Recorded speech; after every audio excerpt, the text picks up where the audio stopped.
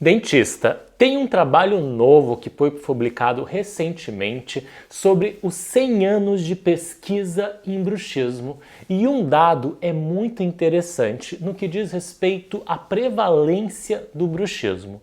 Hoje foi mostrado que a prevalência do bruxismo pode variar de 8% em adultos e pode chegar até 14% em crianças.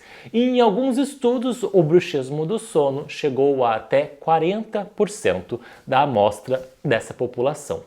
Logo, a gente começa a perceber que existem muitos pacientes com bruxismo. E o bruxismo hoje não é apenas uma placa oclusal. A gente precisa entender os diferentes tipos de bruxismo associado, como por exemplo um bruxismo associado a um refluxo, a um uso de uma medicação. Para entender mais sobre o bruxismo, me siga aqui que eu tenho aulas toda semana sobre esse conteúdo bem detalhado.